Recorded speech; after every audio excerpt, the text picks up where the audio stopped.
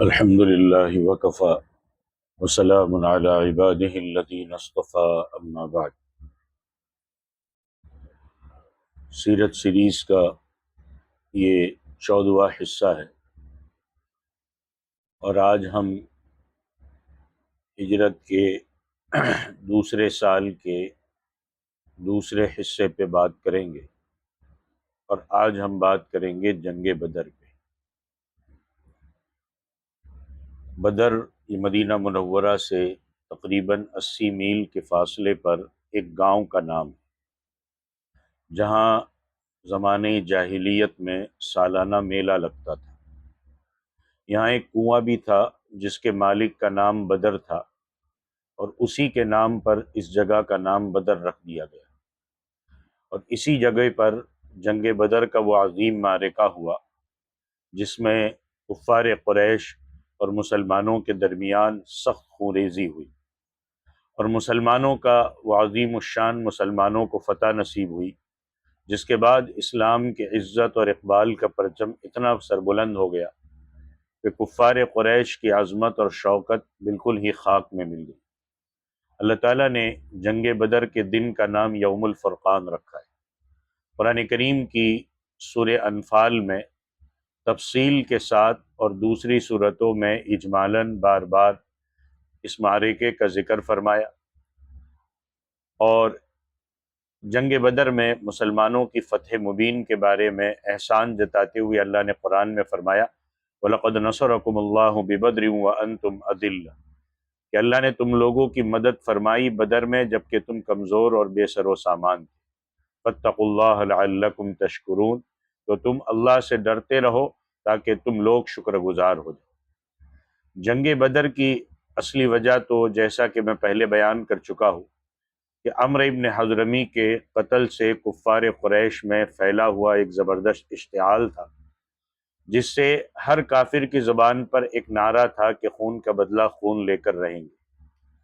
مگر بالکل اچانک ایک صورت یہ پیش آ گئی کہ قریش کا وہ قافلہ جس کی تلاش میں حضور صلی اللہ علیہ وسلم مقام ذو العشیرہ تک تشریف لے گئے تھے، مگر وہ قافلہ ہاتھ نہیں آیا تھا۔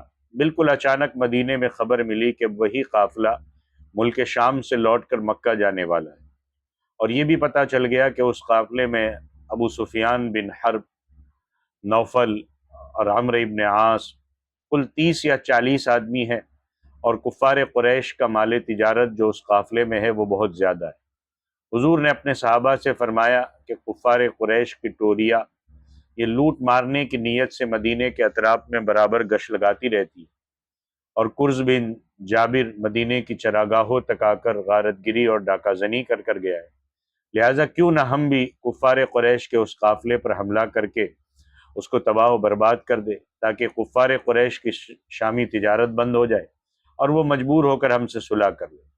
حضور صلی اللہ علیہ وسلم کا یہ ارشاد سن کر انصار و مہاجرین اس کے لیے تیار ہو گئے۔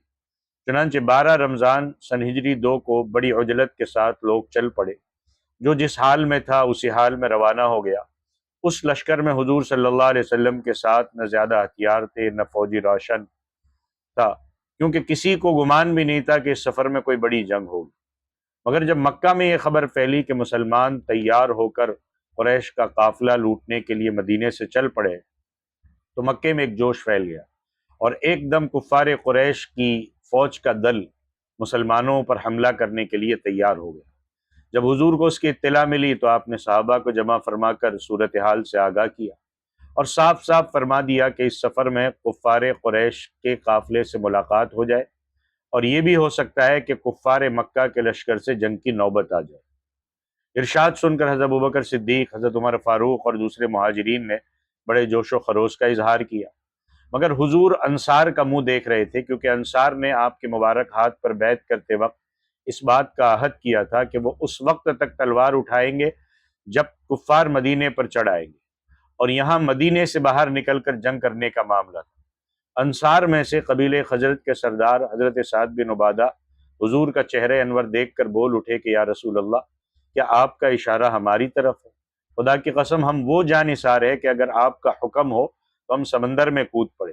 اسی طرح انصار کے ایک معزز اور سردار حضرت مقداد بن اسود نے جوش میں آ کر عرض کیا کہ یا رسول اللہ، ہم حضرت موسیٰ کی قوم کی طرح یہ نہیں کہیں گے کہ آپ اور آپ کا خدا جا کر لڑے، بلکہ ہم لوگ آپ کے دائیں سے بائیں سے آگے سے پیچھے سے لڑیں گے۔ انصار کے ان دونوں سرداروں کی تقریر سن کر حضور کا چہرہ خوشی سے چمک اٹھا۔ مدینہ سے 1 میل دور چل کر حضور نے اپنے لشکر کا جائزہ لیا۔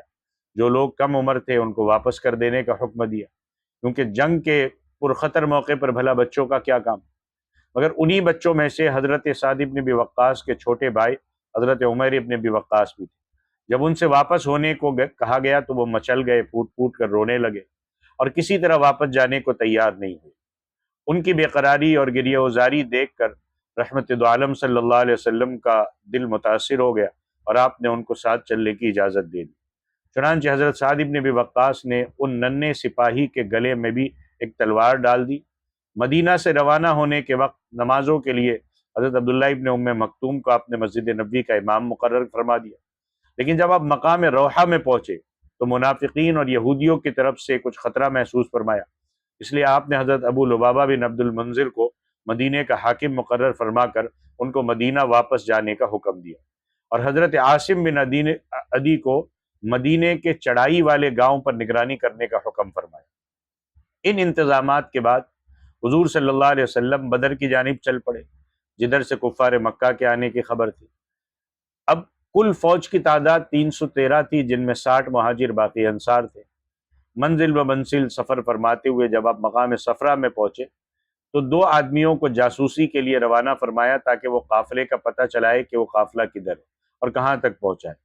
ادھر کفار قریش کے جاسوس بھی اپنا کام بڑے اہتمام کے ساتھ کر رہے تھے۔ جب حضور صلی اللہ علیہ وسلم مدینے سے روانہ ہوئے تو ابو سفیان کو اس کی خبر مل گئی۔ اس نے فوراً ہی زمزم بن عمرو غفاری کو مکہ بھیجا کہ وہ قریش کو اس کی خبر کر دے تاکہ وہ اپنی قافلے کی حفاظت کا انتظام کر دے، اور خود راستہ بدل کر قافلے کو سمندر کی جانب لے کر روانہ ہو گیا۔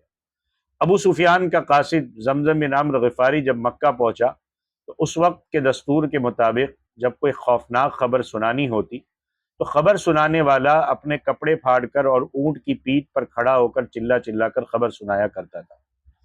زمزم بن عمرو غفاری نے اپنا کرتا پھاڑ ڈالا، اونٹ کی پیٹھ پر کھڑے ہو کر زور زور سے چلانے لگا کہ اہل مکہ، تمہارا سارا تجارت کا مال ابو سفیان کے قافلے میں، اور مسلمانوں نے اس قافلے کے راستے کو روک کر قافلے کو لوٹ لینے کا عزم کر لیا، لہذا جلدی کرو اور بہت جلد اپنے اس قافلے کو بچانے کے لیے ہتھیار لے کر دوڑ پڑو۔ جب مکہ میں یہ خوفناک خبر پہنچی تو اس قدر ہلچل مچ گئی کہ مکے کا سارا امن و سکون غارت ہو گیا۔ تمام قریش کے قبائل اپنے گھروں سے نکل پڑے۔ سرداران مکہ میں سے صرف ابو لہب اپنی بیماری کی وجہ سے نہیں نکلا، اس کے سوا تمام قریش کے سردار پوری طرح مسلح ہو کر نکل پڑے، اور چونکہ مقام نخلا کا واقعہ بالکل ہی تازہ تھا جس میں عمرو بن حضرمی مسلمانوں کے ہاتھوں سے مارا گیا تھا اور اس کے قافلے کو مسلمانوں نے لوٹ لیا تھا، اس لیے کفار قریش انتقام کے جوش میں آپے سے باہر ہو رہے تھے۔ 1000 کا لشکر جرار جس کا ہر سپاہی پوری طرح مسلح، دوہرے ہتھیار، فوج کی خوراک کا یہ انتظام تھا کہ قریش کے مالدار لوگ حضرت عباس ابن عبد المطلب، عتبہ ابن ربیعہ، حارث بن عامر، نضر ابن حارث، ابو جہل، امیہ، یہ باری باری روزانہ 10 اونٹ ذبح کرتے تھے اور پورے لشکر کو کھلاتے تھے۔ عتبہ ابن ربیعہ جو قریش کا سب سے بڑا رئیس اعظم تھا، وہ اس پورے لشکر کا سپہ سالار تھا۔ ابو سفیان جب عام راستے سے مڑ کر سمندر کے کنارے راستے پر چل پڑا اور خطرے کے مقام سے دور ہو گیا اور اس کو اپنی حفاظت کا پورا اطمینان ہو گیا تو اس نے قریش کو ایک تیز رفتار قاصد کے ذریعے خط بھیج دیا کہ تم لوگ اپنے مال اور آدمیوں کو بچانے کے لیے اپنے گھروں سے ہتھیار لے کر نکل پڑے تھے، مگر اب تم لوگ اپنے اپنے گھروں کو واپس لوٹ جاؤ، کیونکہ ہم مسلمانوں کی یلغار اور لوٹ سے بچ گئے اور جان اور مال کی سلامتی کے ساتھ ہم مکہ پہنچ رہے۔ ابو سفیان کا یہ خط کفار مکہ کو اس وقت ملا جب وہ مقام جحفہ میں تھا۔ خط پڑھ کر قبیلہ بنو زہرہ اور قبیلہ بنو عدی کے سرداروں نے کہا کہ اب مسلمانوں سے لڑنے کی کوئی ضرورت نہیں ہے، لہٰذا ہم کو واپس جانا چاہیے۔ یہ سنا ابو جہل بگڑ گیا اور کہنے لگا، خدا کی قسم، ہم اسی شان تک بدر تک جائیں گے، وہاں اونٹ ذبح کریں گے، خوب کھائیں گے، کھلائیں گے، شراب پیئیں گے، ناچ رنگ کی محفلیں جمائیں گے تاکہ تمام عرب کے قبیلوں پر ہماری عظمت اور شوکت کا سکہ بیٹھ جائے اور وہ ہمیشہ ہم سے ڈرتے رہے۔ کفار قریش نے ابو جہل کی رائے پر عمل کیا، لیکن بنو زہرہ اور بنو عدی کے دونوں قبائل واپس لوٹ گئے۔ ان دونوں قبیلوں کے سوا باقی کفار قریش کے تمام قبائل جنگ بدر میں شریک ہو گئے۔ کفار قریش چونکہ مسلمانوں سے پہلے بدر میں پہنچ گئے تھے، اس لیے مناسب جگہوں پر ان لوگوں نے اپنا قبضہ جما لیا۔ حضور جب بدر کے قریب پہنچے تو شام کے وقت حضرت علی، حضرت زبیر، حضرت سعد بن ابی وقاص کو بدر کی طرف بھیجا تاکہ یہ لوگ کفار قریش کے بارے میں خبر لائیں۔ ان حضرات نے قریش کے 2 غلاموں کو پکڑ لیا جو لشکر کفار کے لیے پانی بھرنے پر مقرر تھے۔ حضور نے ان دونوں غلاموں سے پوچھا کہ بتاؤ اس قریشی فوج میں قریش کے سرداروں میں سے کون کون ہے؟ تو دونوں غلاموں نے بتایا کہ جتنے بڑے بڑے سردار ہیں وہ سب اس لشکر میں موجود ہیں۔ اب یہ سن کر حضور اپنے صحابہ کی طرف متوجہ ہوئے اور فرمایا کہ مسلمانوں سن لو، مکہ نے اپنے جگر کے ٹکڑوں کو تمہاری طرف ڈال دیا ہے۔ حضور جب بدر میں پہنچے تو ایسی جگہ پڑاؤ ڈالا جہاں نہ کوئی کنواں تھا نہ کوئی چشمہ، اور وہاں کی زمین اتنی ریتیلی تھی کہ گھوڑوں کے پاؤں زمین میں دھستے تھے۔ یہ دیکھ کر حضرت خباب بن منذر نے عرض کیا کہ یا رسول اللہ، آپ نے پڑاؤ کے لیے جس جگہ کو منتخب فرمایا ہے یہ وحی کی اللہ کا حکم ہے یا فوجی پلاننگ ہے؟ آپ نے فرمایا کہ اس بارے میں کوئی وحی نہیں آئی۔ حضرت خباب بن منذر نے کہا کہ پھر میری رائے میں جنگی تدابیر کی روح سے بہتر یہ ہے کہ ہم کچھ آگے بڑھ کر پانی کے چشموں پر قبضہ کر لیں تاکہ کفار جن کنووں پر قابض ہے وہ بیکار ہو جائے، کیونکہ انہی چشموں سے ان کنویں میں پانی آتا ہے۔ حضور نے ان کی رائے کو پسند کیا، اس پر عمل کیا، خدا کی شان کے بارش بھی ہوئی جس سے میدان کے آس پاس اور ریت جم گئی، جس پر مسلمانوں کے لیے چلنا پھرنا آسان ہو گیا، اور کفار کی زمین پر کیچڑ ہو گئی جس سے ان کو چلنے پھرنے میں دشواری ہو گئی، اور مسلمانوں نے بارش کا پانی روک کر جگہ جگہ حوض بنا لیے تاکہ یہ پانی غسل اور وضو کے کام آئے۔ اسی احسان کو اللہ نے قرآن میں اس طرح بیان فرمایا کہ وَيُنَزِّلُ عَلَيْكُم مِّنَ السَّمَاءِ مَاءً لِيُطَهِّرَكُم بِهِ، کہ خدا نے آسمان سے پانی برسایا تاکہ وہ تم لوگوں کو پاک کر دے۔ 17 رمضان جمعہ کی رات تھی، تمام فوج رات کو آرام اور چین کی نیند سو رہی تھی، مگر ایک سرور کائنات کی ذات تھی جو ساری رات اللہ سے تعلق لگائے دعا میں مصروف تھی۔ صبح نمودار ہوئی تو آپ نے لوگوں کو نماز کے لیے بیدار کیا، پھر نماز کے بعد قرآن کی آیات جہاد سنا کر ایسا لرزہ خیز اور ولولہ انگیز واعظ فرمایا کہ مجاہدین اسلام کی رگوں کے خون کا قطرہ قطرہ جوش و خروش کا سمندر بن کر طوفانی موجیں مارنے لگا اور لوگ میدان جنگ کے لیے تیار ہونے لگے۔ رات ہی میں چند جانثاروں کے ساتھ آپ نے میدان جنگ کا معائنہ فرمایا۔ اس وقت اپنے مبارک ہاتھ میں ایک چھڑی تھی، آپ اسی چھڑی سے زمین پر ایک لکیر بناتے تھے اور یہ فرماتے جاتے تھے کہ یہ فلاں کافر کے قتل ہونے کی جگہ ہے اور کل یہاں فلاں کافر کی لاش پڑی ہوئی ملے۔ چنانچہ ایسا ہی ہوا کہ آپ نے جس جگہ کافر کے قتل ہونے کی بتائی تھی اسی کافر کی لاش ٹھیک اسی جگہ پائی گئی، اور ان میں سے کسی ایک نے لکیر سے بال برابر بھی تجاوز نہیں کی۔ اس حدیث سے یہ پتا چلا کہ کون کب اور کہاں مرے گا، یہ اللہ کی طرف سے اللہ کے نبی کو بتایا گیا۔ کفار قریش لڑنے کے لیے بےتاب تھے، مگر ان لوگوں میں کچھ سلجھے دل و دماغ کے لوگ بھی تھے جو خون ریزی کو پسند نہیں کرتے تھے۔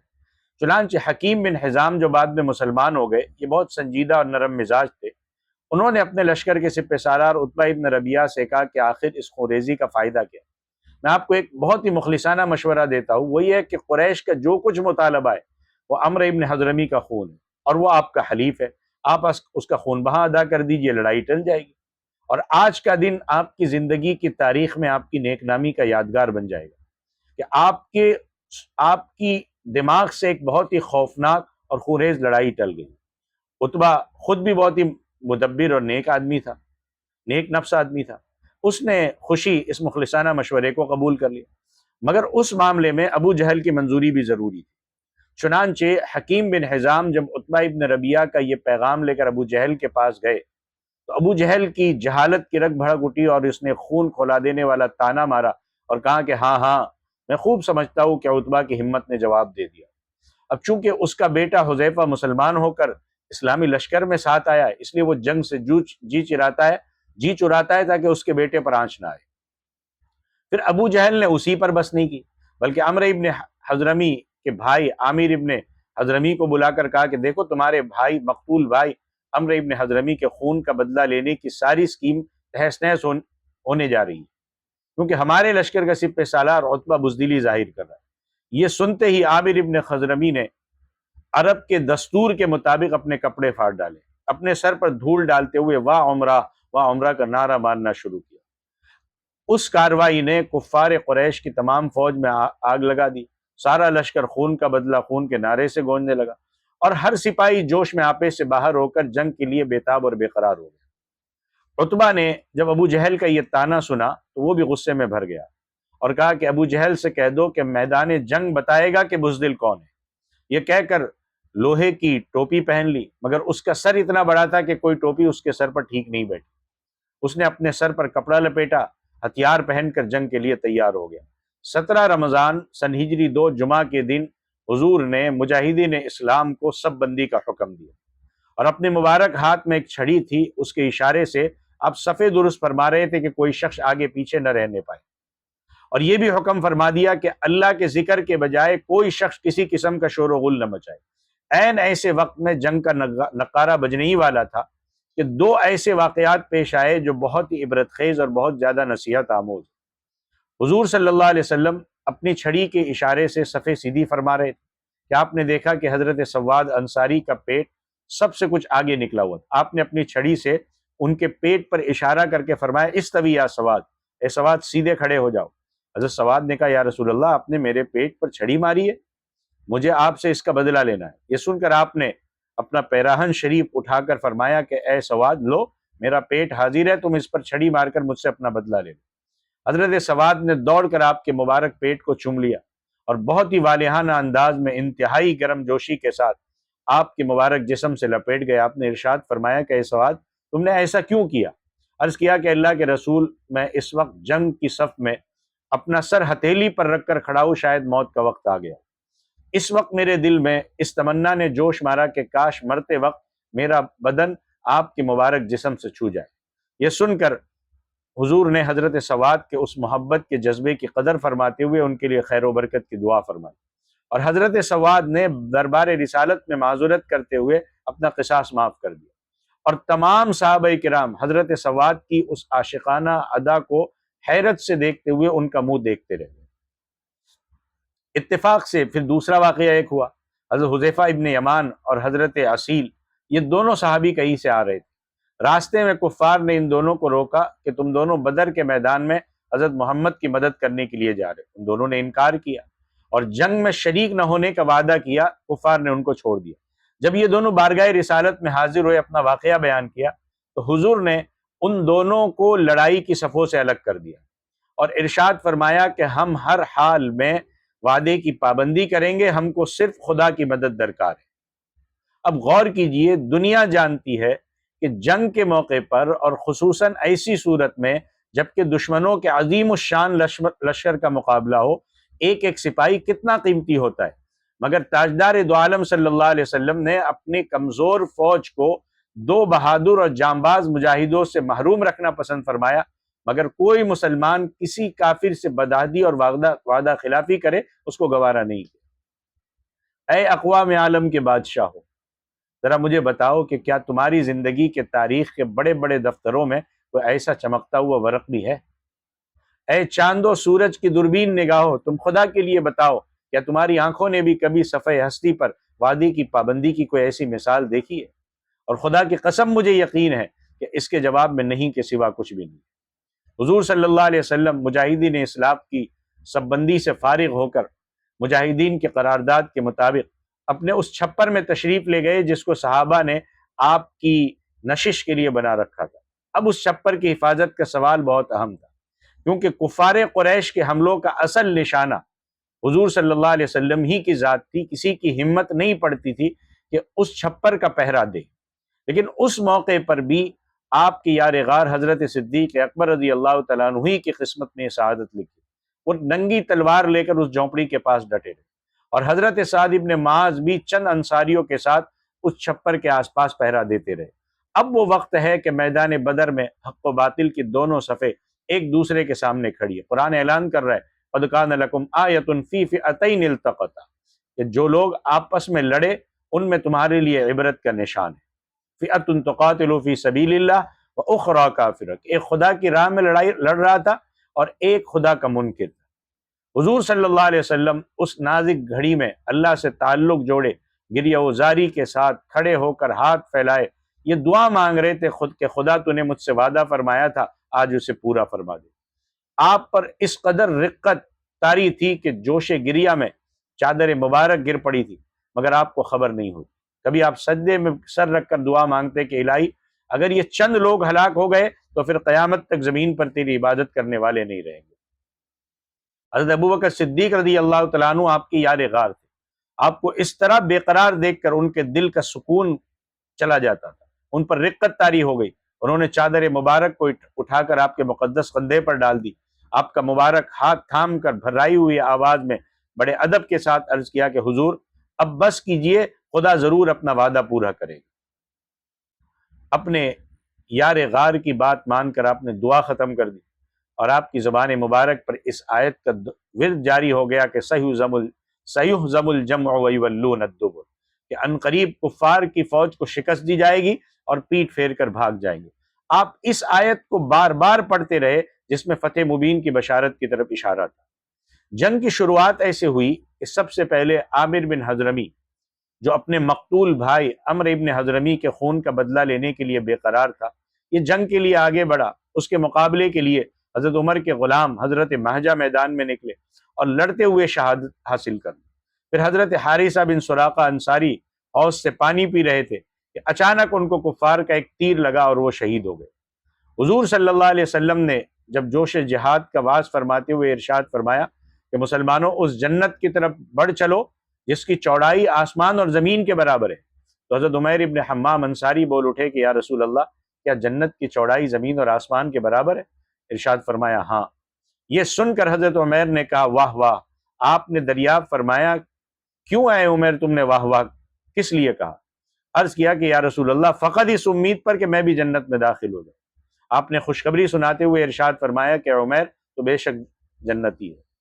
حضرت عمیر اس وقت کھجورے کھا رہے تھے، یہ بشارت سنی، مارے خوشی کے کھجورے پھینک کر کھڑے ہو گئے اور ایک دم کفار کے لشکر پر تلوار لے کر ٹوٹ پڑے اور جانبازی کے ساتھ لڑتے ہوئے شہید ہو گئے۔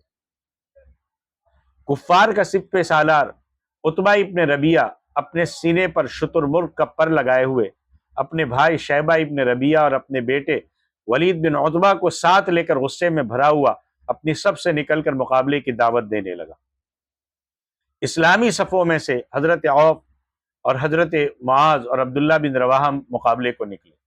عتبہ نے ان لوگوں کا نام و نسب پوچھا۔ جب معلوم ہوا کہ یہ لوگ انصاری ہے تو عتبہ نے کہا کہ ہم کو تم سے غرض نہیں ہے۔ پھر عتبہ نے چلا کر کہا کہ محمد یہ ہمارے جوڑ کے نہیں ہے، اشراف قریش کو ہم سے لڑنے کے لیے میدان میں بھیجے۔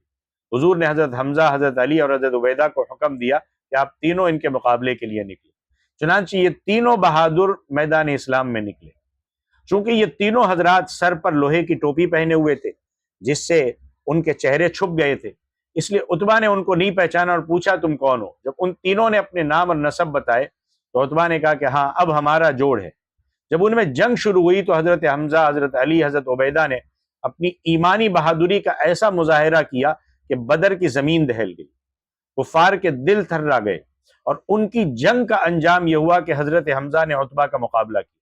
دونوں انتہائی بہادری کے ساتھ لڑتے رہے، مگر آخر کار حضرت حمزہ نے اپنی تلوار کے وار سے مار مار کر عتبہ کو زمین پر ڈھیر کر دیا۔ ولید نے حضرت علی سے جنگ کی، دونوں نے ایک دوسرے پر بڑھ چڑھ کر قاتلانہ حملہ کیا، خوب لڑے، لیکن اسد اللہ الغالب کی تلوار نے ولید کو مار گرایا اور وہ ذلت کے ساتھ قتل ہو گئے۔ مگر عتبہ کے بھائی شیبہ نے حضرت عبیدہ کو ایسا زخمی کیا کہ وہ زخموں کی تاب نہ لا کر زمین پر بیٹھ گئے۔ یہ منظر دیکھ کر حضرت علی جھپٹے آگے بڑھ کر شیبہ کو قتل کر دیا۔ حضرت عبیدہ کو اپنے کاندھے پر اٹھا کر اللہ کے نبی کی خدمت میں لائے۔ ان کی پنڈلی ٹوٹ کر چور ہو گئی تھی اور نلی کا گودا بہہ رہا تھا۔ اس حالت میں عرض کیا کہ یا رسول اللہ کیا میں شہادت سے محروم رہا؟ ارشاد فرمایا نہیں، ہرگز نہیں، بلکہ تم شہادت سے سرفراز ہوئے۔ حضرت عبیدہ نے کہا کہ یا رسول اللہ اگر آج میرے اور آپ کے چچا ابو طالب زندہ ہوتے تو وہ مان لیتے کہ ان کے اس شعر کا مصداق میں ہوں کہ ہم محمد صلی اللہ علیہ وسلم کو اس وقت تک دشمنوں کے حوالے کریں گے جب ہم ان کے آس پاس لڑ لڑ کر پچھاڑ دیے جائیں گے اور ہم اپنے بیٹوں اور بیویوں کو پچھاڑ دیے جائیں گے۔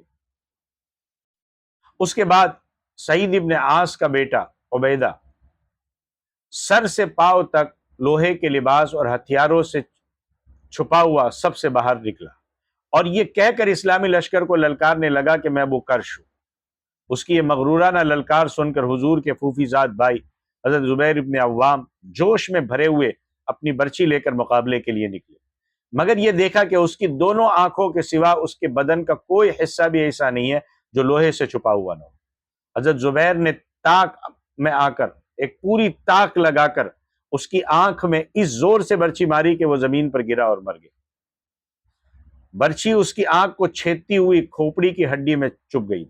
حضرت زبیر نے جب اس کی لاش پر پاؤں رکھ کر پوری طاقت سے کھینچا تو بڑی مشکل سے برچی نکلی، لیکن اس کا سر مڑ کر خم ہو گیا، اور یہ برچی ایک تاریخی یادگار بن کر برسوں تبرک بنی رہی۔ حضور نے حضرت زبیر سے یہ برچی طلب فرما لی، اس کو ہمیشہ اپنے پاس رکھا، پھر حضور کے بعد چاروں خلفائے راشدین کے پاس منتقل ہوتی رہی، پھر حضرت زبیر کے فرزند حضرت عبداللہ ابن زبیر کے پاس آئی، یہاں تک کہ سن ہجری 73 میں جب بنو امیہ کے ظالم گورنر حجاج بن یوسف ثقفی نے ان کو شہید کر دیا تو یہ برچھی بنو امیہ کے قبضے میں چلی گئی، پھر اس کے بعد لاپتہ ہو گئی۔ حضرت عبد الرحمن ابن عوف کا بیان ہے کہ میں صف میں کھڑا تھا، میرے دائیں بائیں دونوں نوعمر لڑکے کھڑے تھے۔ ایک نے چپکے سے پوچھا کہ چچا جان کیا آپ ابو جہل کو جانتے ہیں؟ میں نے اس سے کہا کیوں بھتیجے، تم کو ابو جہل سے کیا کام ہے؟ اس نے کہا چچا جان میں نے خدا سے یہ عہد کیا ہے کہ میں ابو جہل کو جہاں دیکھ لوں گا یا تو اس کو قتل کر دوں گا یا خود لڑتا ہوا مارا جاؤں گا، کیونکہ وہ اللہ کے رسول کا بہت بڑا دشمن ہے۔ حضرت عبد الرحمن کہتے ہیں کہ میں حیرت سے اس نوجوان کا منہ تکتا رہا کہ دوسرے نوجوان نے بھی مجھ سے یہی کہا کہ اتنے میں ابو جہل تلوار گھماتا ہوا سامنے آیا اور میں نے اشارے سے بتا دیا کہ ابو جہل یہی ہے۔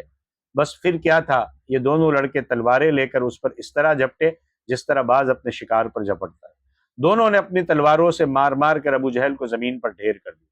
یہ دونوں لڑکے حضرت معوذ اور حضرت معاذ تھے جو افرا کے بیٹے تھے۔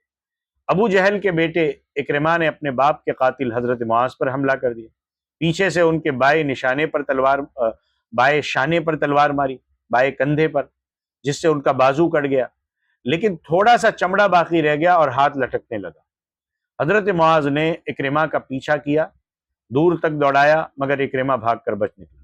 حضرت معاذ اس حالت میں بھی لڑتے رہے، لیکن کٹے ہوئے ہاتھ کے لٹکنے سے زحمت ہو رہی تھی تو انہوں نے اپنے کٹے ہوئے ہاتھ کو پاؤں سے دبا کر اس زور سے کھینچا کہ تسمہ الگ ہو گیا اور پھر وہ آزاد ہو کر ایک ہاتھ سے لڑتے رہے۔ حضرت عبداللہ ابن مسعود ابو جہل کے پاس سے گزرے، اس وقت ابو جہل میں کچھ زندگی کی رمق باقی تھی۔ حضرت عبداللہ ابن مسعود نے اس کی گردن کو اپنے پاؤں سے روند کر فرمایا کہ تو ہی ابو جہل ہے، بتا آج تجھے اللہ نے کیسا رسوا کیا؟ ابو جہل نے اس حالت میں بھی گھمنڈ کے ساتھ یہ کہا کہ تمہارے لیے یہ کوئی بڑا کارنامہ نہیں ہے، میرا قتل ہو جانا اس سے زیادہ نہیں ہے کہ ایک آدمی کو اس کی قوم نے قتل کر دیا۔ ہاں مجھے اس کا افسوس ہے کہ کاش مجھے کسانوں کے سوا کوئی دوسرا شخص قتل کرتا۔ حضرت معاویہ اور حضرت معاذ چونکہ دونوں انصاری تھے اور انصاری کھیتی باڑی کا کام کرتے تھے اور قبیلے قریش کے لوگ کسانوں کو بڑی حقارت کی نظر سے دیکھا کرتے تھے، اس لیے ابو جہل نے کسانوں کے ہاتھ سے قتل ہونے کو اپنے لیے افسوس کے قابل بتایا۔ جنگ ختم ہونے کے بعد حضور صلی اللہ علیہ وسلم حضرت عبداللہ ابن مسعود کو ساتھ لے کر جب ابو جہل کی لاش کے پاس سے گزرے تو لاش کی طرف اشارہ کر کے فرمایا کہ ابو جہل اس زمانے کا فرعون ہے۔ پھر عبداللہ ابن مسعود نے ابو جہل کا سر کاٹ کر تاجدار دو عالم صلی اللہ علیہ وسلم کے قدموں میں ڈال دیا۔ حضور صلی اللہ علیہ وسلم نے جنگ شروع ہونے سے پہلے ہی یہ فرما دیا تھا کہ کچھ لوگ کفار کے لشکر میں ایسے بھی ہے جن کو کفار مکہ دباؤ ڈال کر لائے، ایسے لوگوں کو قتل نہیں کرنا چاہیے۔ ان لوگوں کے نام بھی حضور نے بتا دیے تھے۔ انہی لوگوں میں سے ابو البختری بھی تھا جو اپنی خوشی سے مسلمانوں سے لڑنے کے لیے نہیں آئے بلکہ کفار قریش اس پر دباؤ ڈال کر زبردستی کر کے لائے تھے۔ عین جنگ کی حالت میں ایک صحابی کی نظر ابو البختری پر پڑی جو اپنے ایک گہرے دوست کے ساتھ گھوڑے پر سوار تھا، تو ان صحابی نے فرمایا کہ ابو البختری چونکہ حضور نے ہم لوگوں کو تیرے قتل سے منع فرمایا اس لیے میں تجھ کو چھوڑ دیتا ہوں۔ ابو البختری نے کہا کہ میرے ساتھی کے بارے میں تم کیا کہتے ہو؟ تو صحابی نے صاف کہہ دیا کہ اس کو ہم زندہ نہیں چھوڑیں گے۔ یہ سن کر ابو البختری طیش میں آ گیا اور کہا کہ میں عرب کی عورتوں کا یہ طعنہ سننا پسند نہیں کرتا کہ ابو البختری نے اپنی جان بچانے کے لیے اپنی ساتھی کو تنہا چھوڑ دیا۔ یہ کہہ کر ابو البختری نے ایک شعر پڑھا کہ ایک شریف زادہ اپنی ساتھی کو کبھی ہرگز نہیں چھوڑ سکتا جب تک مر نہ جائے یا اپنا راستہ نہ دیکھ لے۔ امیہ ابن خلف یہ بہت ہی بڑا رسول اللہ صلی اللہ علیہ وسلم کا دشمن تھا۔ جنگ بدر میں جب کفر اور اسلام کے دونوں لشکر گتھم گتھا ہو گئے تو امیہ نے اپنے پرانے تعلقات کی بنا پر وہ حضرت عبد الرحمن ابن عوف سے چمٹ گیا کہ میری جان بچا۔ حضرت عبد الرحمن ابن عوف کو رحم آ گیا اور چاہا کہ امیہ بچ کر نکل بھاگے، مگر حضرت بلال نے دیکھ لیا۔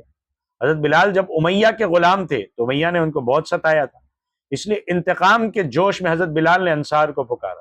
انصاری لوگ اچانک ٹوٹ پڑے۔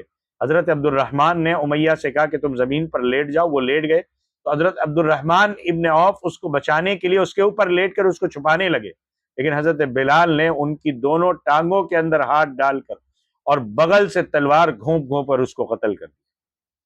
جنگ بدر میں اللہ نے مسلمانوں کی مدد کے لیے آسمان سے فرشتوں کا لشکر اتار دیا۔ پہلے 1000 فرشتے آئے، پھر 3000 ہو گئے، اس کے بعد 5000 ہو گئے۔ جب خوب غمسان کا رن پڑا تو فرشتے کسی کو نظر نہیں آتے، مگر ان کی حرب اور ان کی ضرب کے اثرات صاف نظر آتے تھے۔ بعض کافروں کے ناک اور منہ پر کوڑوں کی مار کا نشان پایا جاتا تھا، کہیں بغیر تلوار مارے سر کٹ کر گرتا نظر آتا تھا۔ یہ آسمان سے آنے والی فرشتوں کے فوج کے کارنامے تھے۔ عتبہ، شیبہ، ابو جہل وغیرہ کفار قریش کے سرداروں کی ہلاکت سے کفار مکہ کی کمر ٹوٹ گئی، ان کے پاؤں اکھڑ گئے اور وہ ہتھیار ڈال کر بھاگ کھڑے ہوئے اور مسلمانوں نے ان لوگوں کو گرفتار کرنا شروع کر دیا۔ اس جنگ میں کفار کے 70 آدمی قتل ہوئے اور 70 آدمی گرفتار ہوئے، باقی اپنا سامان چھوڑ کر فرار ہو گئے۔ جنگ بدر میں کفار مکہ کو ایسی زبردست شکست ہوئی کہ ان کی پوری عسکری طاقت ہی فنا ہو گئی۔ کفار قریش کے بڑے بڑے نامور سردار جو بہادری اور فن سپاہگیری میں یکتائے روزگار تھے، ایک ایک کر کے سب موت کے گھاٹ اتار دیے گئے۔ عتبہ، شیبہ، ابو جہل، ابو البختری، زمعہ، عاص بن ہشام، امیہ ابن خلف، عقبہ ابن معید، نضر ابن حارث وغیرہ یہ قریش کے سرتاج تھے، سب مارے گئے۔ جنگ بدر میں کل 14 مسلمان شہادت سے سرفراز ہوئے، ان میں سے 6 مہاجر تھے اور 8 انصار تھے۔ مہاجرین شہداء کے نام یہ ہے: حضرت عبیدہ ابن حارث، حضرت عمیر ابن ابی وقاص، حضرت ذو شمالین، حضرت عاقل بن ابی بکر، حضرت مہجہ، حضرت صفان بن بیضہ۔ اور انصار کے ناموں کی فہرست یہ ہے کہ حضرت سعد بن خیثمہ، حضرت مبشر بن عبد المنذر، حضرت حارثہ بن سراقہ، حضرت معوذ بن عفرہ، حضرت عمیر بن حمام، حضرت رافع بن معلہ، حضرت عوف بن عفرہ، حضرت یزید بن حارث۔ ان بدر کے شہداء میں سے 13 حضرات تو بدر کے میدان ہی میں دفن ہوئے، مگر حضرت عبیدہ ابن حارث نے چونکہ بدر سے واپسی پر صفرا کی منزل میں وفات پائی، اس لیے ان کی قبر شریف منزل صفرا میں ہے۔ حضور اکرم صلی اللہ علیہ وسلم کا ہمیشہ یہ طرز عمل رہا کہ جہاں کبھی کوئی لاش نظر آتی آپ اس کو دفن کروا دیتے، لیکن جنگ بدر میں قتل ہونے والے کفار چونکہ تعداد میں بہت زیادہ تھے، سب کو الگ الگ دفن کرنا ایک دشوار کام تھا، اس لیے تمام لاشوں کو آپ نے بدر کے گھڑے میں ڈالنے کا حکم دے دیا۔ چنانچہ صحابہ نے تمام لاشوں کو گھسیٹ گھسیٹ کر گھڑے میں ڈال دیا۔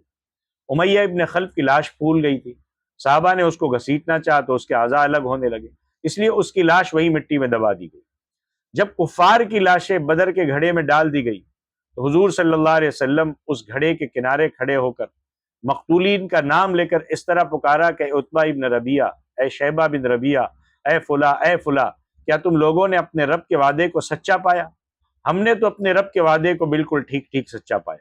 حضرت عمر فاروق نے جب دیکھا کہ حضور کفار کی لاشوں سے خطاب فرما رہے تو ان کو بڑا تعجب ہوا، چنانچہ انہوں نے عرض کیا کہ یا رسول اللہ، کیا آپ ان بے روح جسموں سے کلام فرما رہے؟ یہ سن کر حضور نے ارشاد فرمایا کہ اے عمر، خدا کی قسم جس کے قبضے میں میری جان ہے، تم زندہ لوگ میری بات کو ان سے زیادہ نہیں سن سکتے، لیکن اتنی بات ہے کہ یہ مردے جواب نہیں دے سکتے۔ بخاری وغیرہ کی اس حدیث سے یہ مسئلہ ثابت ہوتا ہے کہ جب کفار کے مردے زندوں کی بات سنتے تو پھر مومنین خصوصاً اولیاء، شہداء، انبیاء وفات کے بعد یقیناً ہم زندوں کا سلام اور کلام سنتے ہیں۔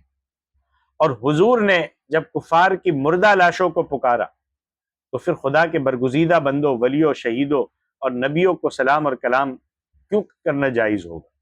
اس لیے تو حضور اکرم صلی اللہ علیہ وسلم جب مدینے کے قبرستان میں تشریف لے جاتے تو قبروں کی طرف اپنا رخ انور کر کے یوں فرماتے کہ السلام علیکم یا اہل القبور، اے قبر والو تم پر سلام ہو، یغفر اللہ لنا ولکم، خدا ہماری اور تمہاری مغفرت فرمائے، انتم سلفنا، تم لوگ ہم سے پہلے چلے گئے، ونحن بالاثر، اور ہم تمہارے بعد آنے والے۔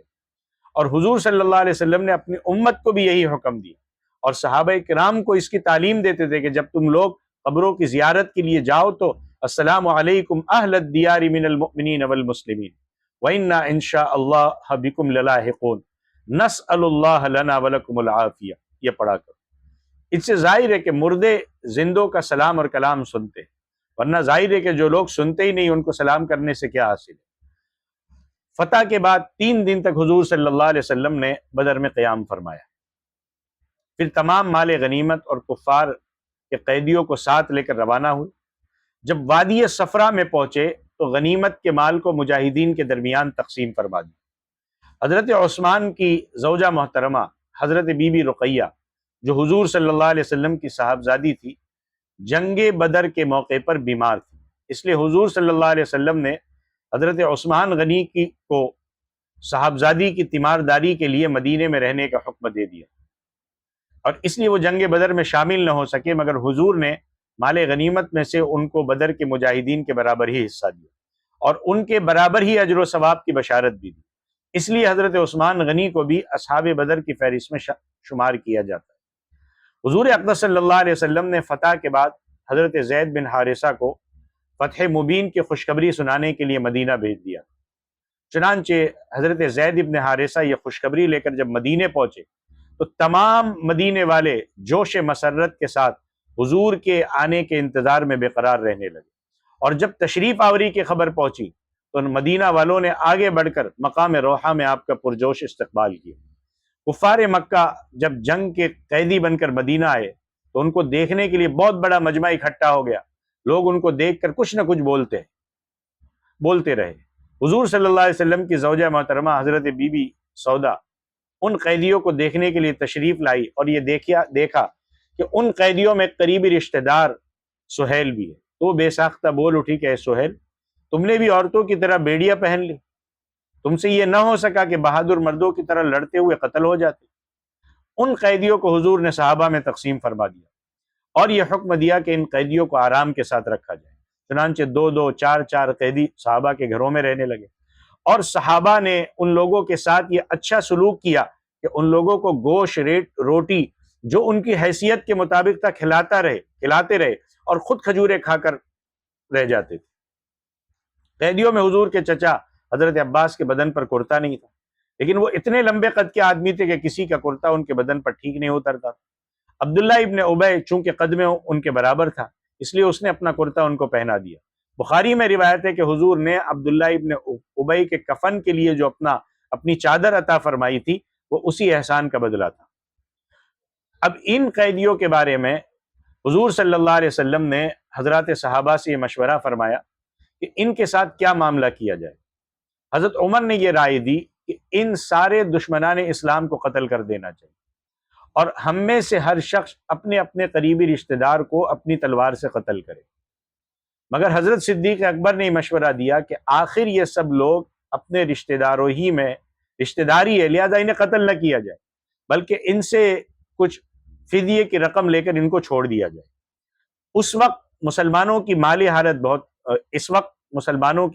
بہت کمزور ہے، فدیے کی رقم سے مسلمانوں کی مالی امداد کا سامان بھی ہو جائے گا، اور شاید آئندہ اللہ تعالیٰ ان کو اسلام کی توفیق نصیب فرما دے۔ حضور صلی اللہ علیہ وسلم نے حضرت ابو بکر صدیق کی سنجیدہ رائے کو پسند فرمایا اور ان قیدیوں سے 4-4 ہزار درہم فدیہ لے کر ان کو چھوڑ دیا۔ جو لوگ مفلسی کی وجہ سے فدیہ نہیں دے سکتے تھے وہ یوں ہی بغیر فدیہ چھوڑ دیے گئے۔ ان قیدیوں میں جو لوگ لکھنا جانتے تھے ان میں سے ہر ایک کا فدیہ یہ تھا کہ وہ انصار کے 10 لڑکوں کو لکھنا سکھا دے۔ انصار نے حضور سے درخواست عرض کی تھی کہ یا رسول اللہ، حضرت عباس ہمارے بھانجے، لہٰذا ہم ان کا فدیہ معاف کرتے، لیکن آپ نے یہ درخواست منظور نہیں فرمائی۔ حضرت عباس قریش کے ان 10 دولت مند رئیسوں میں سے تھے جنہوں نے کفار کے لشکر کی راشن کی ذمہ داری اپنے سر لی تھی، اور اسی غرض کے لیے حضرت عباس کے پاس 20 اوقیہ سونا تھا۔ چنانچہ فوج کو کھانا کھلانے میں ابھی حضرت عباس کی باری نہیں آئی تھی، اس لیے وہ سونا ابھی تک ان کے پاس محفوظ تھا۔ اس سونے کو حضور نے مال غنیمت میں شامل فرما لیا، اور حضرت عباس سے مطالبہ کیا کہ وہ اپنا اور اپنے دونوں بھتیجوں عقیل ابن ابی طالب، نوفل ابن حارث اور اپنے حلیف عتبہ ابن عمرو 4 شخصوں کا فدیہ ادا کرے۔ حضرت عباس نے کہا کہ بھائی میرے پاس تو کوئی مال ہے ہی نہیں، میں کہاں سے فدیہ ادا کروں؟ یہ سن کر حضور نے فرمایا چچا جان، آپ کا وہ مال کہاں ہے جو آپ نے جنگ بدر کے لیے روانہ ہوتے وقت اپنی بیوی ام الفضل کو دیا تھا، اور یہ کہا تھا کہ میں اگر اس لڑائی میں مارا جاؤں تو اس میں سے اتنا مال میرے لڑکوں کو دے دینا۔ یہ سن کر حضرت عباس نے کہا کہ قسم ہے اس خدا کی جس نے آپ کو حق کے ساتھ بھیجا ہے، یقیناً آپ اللہ کے رسول ہے، کیونکہ اس مال کا علم میرے اور میری بیوی ام الفضل کے سوا کسی کو نہیں تھا۔ چنانچہ حضرت عباس نے اپنا اور اپنے دونوں بھتیجوں اور اپنے حلیف کا فدیہ ادا کر کے رہائی حاصل کی۔ پھر اس کے بعد حضرت عباس، حضرت عقیل اور حضرت نوفل تینوں اسلام میں داخل ہو گئے۔ جنگ بدر کے قیدیوں میں حضور کے داماد ابو العاص بن ربیع بھی تھے۔ یہ حالہ بنت خویلد کے لڑکے تھے، اور حالہ حضرت بی بی خدیجہ کی حقیقی بہن تھی۔ اس لیے حضرت خدیجہ نے رسول اللہ صلی اللہ علیہ وسلم سے مشورہ لے کر اپنی لڑکی حضرت زینب کا ابو العاص بن ربیع سے نکاح کر دیا۔ حضور صلی اللہ علیہ وسلم نے جب اپنی نبوت کا اعلان فرمایا تو آپ کی صاحبزادی حضرت زینب نے تو اسلام قبول کر لیا، مگر ان کے شوہر ابو العاص مسلمان نہیں ہوئے اور نہ حضرت زینب کو خود سے جدا کیا۔ ابو العاص بن ربیع نے حضرت زینب کے پاس ایک قاصد بھیجا کہ فدیے کی رقم بھیج دے۔ حضرت زینب کو ان کی والدہ حضرت خدیجہ نے جہیز میں ایک قیمتی ہار بھی دیا تھا۔ حضرت زینب نے فدیے کی رقم کے ساتھ وہ ہار بھی اپنے گلے سے اتار کر مدینہ بھیج دیا۔ جب حضور کی نظر اس ہار پر پڑی تو حضرت خدیجہ اور ان کی محبت کی یاد نے دل پر ایسا رقت آمیز اثر ڈالا کہ آپ رو پڑے، اور صحابہ سے فرمایا کہ اگر تمہاری مرضی ہو تو بیٹی کو اس کی ماں کی یادگار واپس کر دو۔ یہ سن کر تمام صحابہ نے سر جھکا دیا، اور یہ ہار حضرت زینب کے پاس مکہ بھیج دیا گیا۔ ابو العاص رہا ہو کر مدینے سے مکہ آئے، حضرت زینب کو مدینہ بھیجا۔ ابو العاص بہت بڑے تاجر تھے، یہ مکہ سے اپنا سامان تجارت سے مکہ آئے، مکے سے اپنا سامان تجارت لے کر شام گئے، وہاں سے خوب نفع کما کر مکہ آ رہے تھے کہ مسلمان مجاہدین نے ان کے قافلے پر حملہ کر کے ان کا سارا مال لوٹ لیا، اور یہ مال غنیمت تمام سپاہیوں پر تقسیم ہو گئے۔ ابو العاص چھپ کر مدینہ پہنچے اور حضرت زینب نے ان کو پناہ دے کر اپنے گھر میں اتارا۔ حضور صلی اللہ علیہ وسلم نے صحابہ کرام سے فرمایا کہ اگر تمہاری خوشی ہو تو ابو العاص کا مال اور سامان واپس کر دو۔ اللہ کے رسول کا اشارہ پاتے ہی تمام مجاہدین نے سارا سامان، سارا مال ابو العاص کے سامنے رکھ دیا۔ ابو العاص اپنا سارا مال لے کر مکہ آئے اور اپنے تمام تجارت کے شریکوں کو پائی پائی کا حساب سمجھا کر اور سب کو اس کے حصے کی رقم ادا کر کے اپنے مسلمان ہونے کا اعلان کر دیا، اور اہل مکہ سے کہہ دیا کہ میں یہاں آ کر اور سب کا پورا پورا حساب ادا کر کے مدینہ جاتا ہوں، تاکہ کوئی یہ نہ کہہ سکے کہ ابو العاص ہمارا روپیہ لے کر تقاضے کے ڈر سے مسلمان ہو کر مدینے سے بھاگ گیا۔ اس کے بعد حضرت ابو العاص مدینے آ کر حضرت زینب کے ساتھ رہنے لگے۔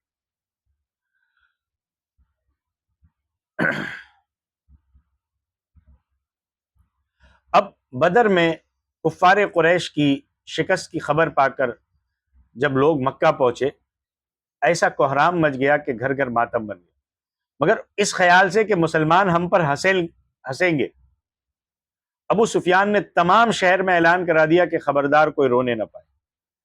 اس لڑائی میں اسود ابن عبد المطلب کے 2 لڑکے عقیل اور زما اور ایک پوتا حارث بن زما قتل ہوئے۔ اس صدمے سے اسود کا دل پھٹ گیا تھا، اور وہ چاہتا تھا کہ اپنے مقتولوں پر خوب پھوٹ پھوٹ کر روئے تاکہ دل کی بھڑاس نکل جائے، لیکن قومی غیرت کے خیال سے رو نہیں سکتا تھا، مگر دل ہی دل میں گھٹتا تھا، کڑتا رہتا تھا، آنسو بہاتے بہاتے اندھا ہو گیا تھا۔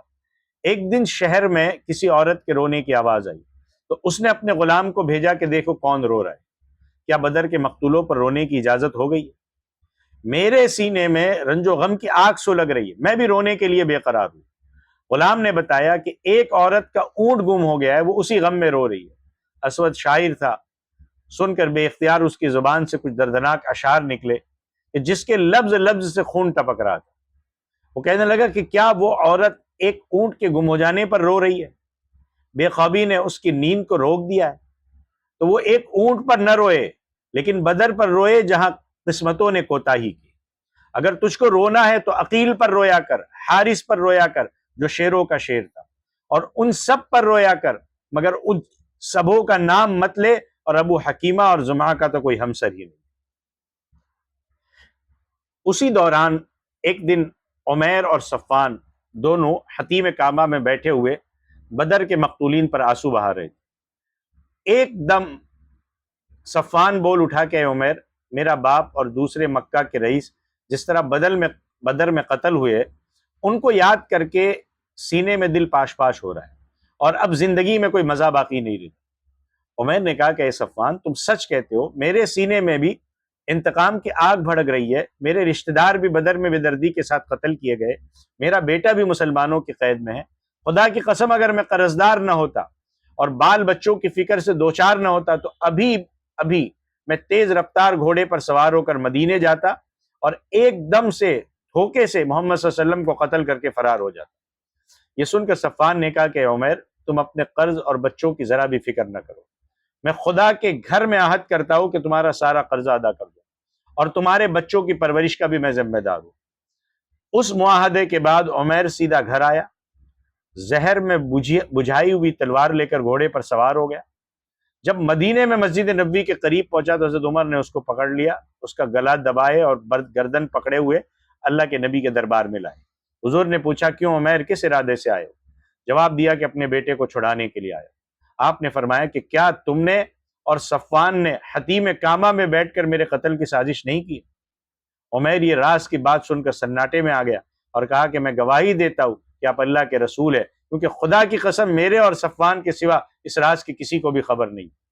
ادھر مکہ میں صفوان حضور کے قتل کی خبر سننے کے لیے انتہائی بے قرار تھا اور دن گن گن کر عمیر کے آنے کا انتظار کر رہا تھا، مگر جب اس نے اچانک یہ سنا کہ عمیر مسلمان ہو گیا تو حیرت سے اس کے پاؤں کے نیچے سے زمین نکل گئی اور وہ بوکھلا گیا۔ جو صحابہ کرام جنگ بدر کے جہاد میں شریک ہوئے وہ تمام صحابہ میں ایک خصوصی شرف کے ساتھ ممتاز ہیں، اور ان خوش نصیبوں کے فضائل میں ایک بہت ہی عظیم الشان فضیلت یہ ہے کہ ان سعادت مندوں کے بارے میں حضور نے یہ فرمایا کہ اللہ اہل بدر سے واقف ہے، اور اللہ نے یہ فرما دیا ہے کہ تم اب جو چاہے عمل کر لو، اللہ تمہارے لیے جنت واجب ہو چکی ہے، یا یہ فرمایا کہ میں نے تمہیں بخش دیا ہے۔ ابو لہب جنگ بدر میں شریک نہیں ہو سکے۔ جب کفار قریش شکست کھا کر مکہ واپس آئے تو لوگوں کی زبانی اس نے جنگ بدر کے حالات سن کر ابو لہب کو بہت افسوس ہوا۔ اس کے بعد وہ بڑی چیچک کی بیماری میں مبتلا ہو گیا، جس سے اس کا تمام بدن سڑ گیا، 8ویں دن مر گیا۔ عرب کے لوگ چیچک سے بہت ڈرتے تھے اور اس بیماری میں مرنے والے کو بہت ہی منحوس سمجھتے تھے، اس لیے اس کے بیٹوں نے بھی 3 دن تک اس کی لاش کو ہاتھ نہیں لگایا، مگر اس خیال سے کہ لوگ تانا ماریں گے ایک گھڑا کھودا، لکڑیوں سے دھکیلتے ہوئے لے گئے اور اس گھڑے میں لاش کو گرا کر اوپر سے مٹی ڈال دی، اور بعض مورخین نے یہ لکھا ہے کہ دور سے لوگوں نے اس گھڑے میں اس قدر پتھر پھینکے کہ ان پتھروں سے اس کی لاش چھپ گئی۔ یہ تھا غزوہ بدر کا تفصیلی واقعہ جو میں نے ایک ہی وقت میں الگ الگ کر سکتا تھا، لیکن ایک ہی وقت میں پورا تفصیلی واقعہ آپ کے سامنے رکھا۔ امید کروں گا کہ انشاءاللہ آپ اس کو آخر تک سنیں گے، اور زیادہ سے زیادہ چینل کو سبسکرائب کرے، شیئر کرے، کامنٹ کرے، لائک کرے اور لوگوں تک پہنچائے۔ السلام علیکم ورحمۃ اللہ وبرکاتہ۔